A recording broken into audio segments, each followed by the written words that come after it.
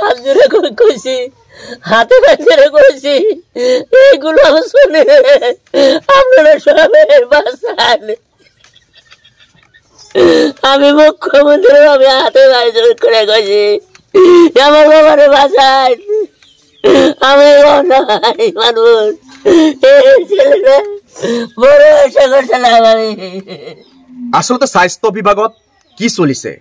বৰপেটাৰ ঢাকিলিয়াপাৰাৰ আয়ুবালীৰ সন্তান গোলাম ওছমানীৰ বিগত কেইবা বছৰ ধৰি ব্ৰেইন টিউমাৰৰ নিচিনা জটিল ৰোগত আক্ৰান্ত হৈ জিএমচিত চিকিৎসা প্ৰদান কৰিছিল। সাময়িকভাৱে এটা অস্ত্ৰোপচাৰ কৰি তেওঁলোকক ঘৰত পঠুৱাই দিয়া হৈছিল। আকৌ যোৱাকালি জিএমচিত লৈ যোৱাৰ ফলত এনেকুৱা এক পৰিৱেশ সৃষ্টি হৈছিল যে এই গোলাম ওছমানীৰ যেতিয়া ডক্টৰৰ ওচৰত গৈছিল, পুৰণা কাগজ পাতি সকলো দলিয়াই চিকিৎসকৰ পৰা আৰম্ভ কৰি তাৰ বিষয়া কৰ্মচাৰীসকলে পেলাই দিয়াৰ এক জঘন্য ঘটনা সংঘটিত হৈছে, এক নাভূত নাচুত ঘটনা সংঘটিত হৈছে। আচলতে জিএমচি কাৰ কাৰণে? অসমৰ হিমন্ত বিশ্ব শৰ্মা ডাঙৰীয়াক মই প্ৰশ্ন কৰিব বিচাৰোঁ।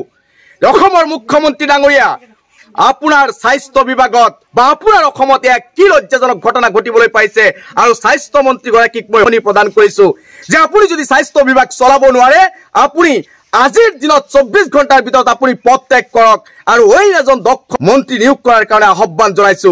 কাৰণ গৰীব দুখীয়া দেখিলেই আপোনালোকৰ স্বাস্থ্য বিভাগৰ বিষয়া কৰ্মচাৰীসকলে ডক্টৰসকলে যি দুৰ্ব্যৱহাৰ কৰে তাক অতি লজ্জাজনক কথা।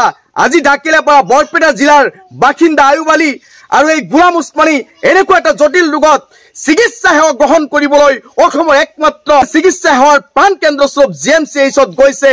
তাতে এডমিট প্ৰদান নকৰি জিএমচিএইচত ভৰ্তি নকৰি সেই ৰোগীগৰাকীক কেনেকৈ ঘৰলৈ পঠাই দিলে, ইয়াৰ এক উচিত তদন্ত দাবী জনাইছো। ইয়াৰ এক উচিত তদন্ত হ'বই লাগিব, অন্যথা কিন্তু আমি অসমবাসী ৰাইজ, বৰপেটা জিলাবাসী ৰাইজ আমি বহি নাথাকো। কাৰণ এগৰাকী মৃতপ্ৰায় ব্যক্তি, মৃত্যুৰ ক্ষণ গণি থকা ব্যক্তি এগৰাকীক চিকিৎসা প্ৰদান নকৰি কি সাহসত, কিহৰ কাৰণে, কি ৰহস্য ইয়াত অন্তৰালত জড়িত হৈ আছে যে তেওঁলোকে ভৰ্তি নকৰি জটিল ৰোগী এগৰাকীক ঘৰত পঠিয়াই দিলে? এই তেতিয়া উপস্থিত থকা সেই চিকিৎসকগৰাকীৰ বিৰুদ্ধে অতি সোনকালে ব্যৱস্থা গ্ৰহণ কৰিবলৈ দাবী উত্থাপন কৰিছো। আৰু জিএমচিৰ অধ্যক্ষগৰাকীক মই কাটৰ আহ্বান জনাম, আপুনি প্ৰয়োজন হলে আপোনালোকৰ বিষয়া কৰ্মচাৰীক ঘৰত পঠিয়াই এই ঘৰৰ পৰিৱেশ আপোনালোকে এবাৰ চাই যাওক। আৰু অসমৰ মুখ্যমন্ত্ৰী আৰু স্বাস্থ্য মন্ত্ৰীক মই অনুৰোধ জনাইছো, আপোনালোকে এতিয়াও স্বাস্থ্য বিভাগ শুধৰণি কৰাৰ ব্যৱস্থা কৰক আৰু এই গোলাম ওছমানী যাতে চিকিৎসা পায় তাৰ ব্যৱস্থা গ্ৰহণ কৰিবলৈ অসমৰ মুখ্যমন্ত্ৰীগৰাকীক মই আহ্বান জনাইছো, অসমৰ স্বাস্থ্য মন্ত্ৰীগৰাকীক মই আহ্বান জনাইছো।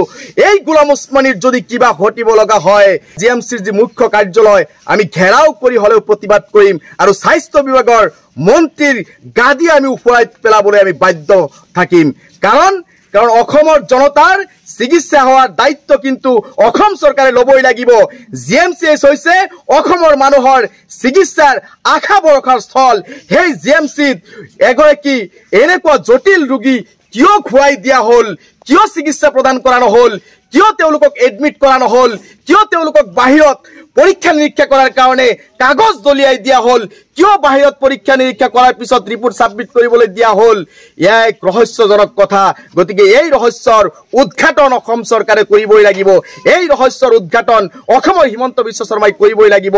আৰু শেষত মই আহ্বান জনাম, আমাক যিহেতু এই গোলাম ওছমানী বা ঢাকিলিয়াপাৰা বৰপেটাবাসী হিচাপে যিহেতু চৰকাৰী স্বাস্থ্য কেন্দ্ৰত যিহেতু আমাক বৈষম্য কৰিলে, আমি বৰপেটা জিলাবাসী ৰাইজ বা অসমৰ সচেতন ৰাইজসকলক মই এই মুহূৰ্তত এটাই কাটৰ আহ্বান জনাম, আহক চৰকাৰী ঠাইত চিকিৎসা পোৱা নাই কি হ'ল, আমি লাগিলে আমি সকলোৱে টকা পইচা তুলি তালি ইতিমধ্যে বহুতো মানুহে দিছে, আহক আমি সকলোৱে নিজৰ পকেটৰ পৰা এই ল'ৰাজনক জীৱন বচোৱাৰ স্বাৰ্থত 1 টকা 2 টকা 100 টকা 1000 টকা দান কৰি হলেও লাগিলে এই ল'ৰাজনক ব্যক্তিগত চিকিৎসালয়ত চিকিৎসা প্ৰদান কৰি হলেও এই পৰিয়ালটোৰ মুখত হাঁহি বিৰিঙাৰ কাৰণে এক উদ্যোগ আপোনালোকে গ্ৰহণ কৰক। সকলোৱে জাকাত হিচাপে হলেও বা দান দক্ষিণা হিচাপে হলেও এই গোলাম ওছমানীৰ জীৱন ৰক্ষা কৰাৰ কাৰণে সকলোৱে টকা পইচা বা আৰ্থিক সহায়ৰ কাৰণে আহ্বান জনাইছো। আপোনালোকে দান কৰক আৰু এই ল'ৰাজনৰ জীৱন বচাওক আৰু পিতৃ মাতৃৰ মুখত হাঁহি বিৰিঙাই তোলক।